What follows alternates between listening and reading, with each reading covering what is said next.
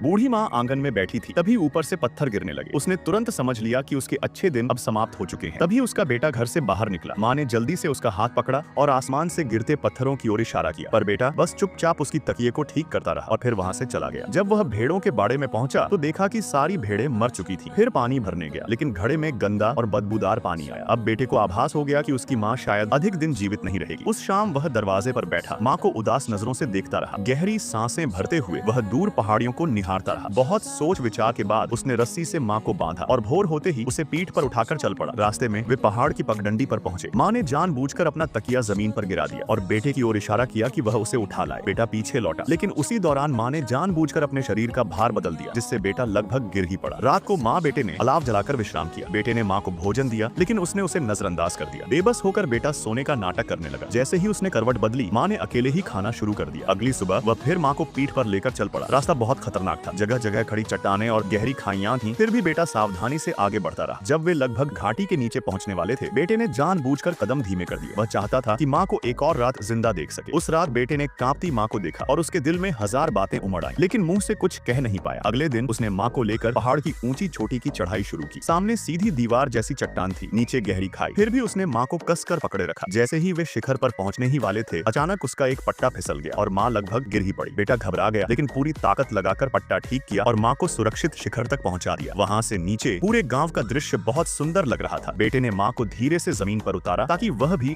अपने गांव को आखिरी बार देख सके, लेकिन जब उसने माँ को देखा तो उसकी आंखें बंद हो चुकी थी। वह हमेशा के लिए सो चुकी थी। उसी समय माँ की गोद से एक पत्थर नीचे गिरा। बेटे ने समझा माँ ने यह पत्थर जानबूझकर साथ रखा था ताकि उसका बोझ और बढ़ जाए, ताकि बेटा थोड़ा धीमे चले और वह अपने बेटे के साथ कुछ और पल जी सके। आपके हिसाब से किस गेम में जीतना ज्यादा मुश्किल है, फ्री फायर या पबजी? कमेंट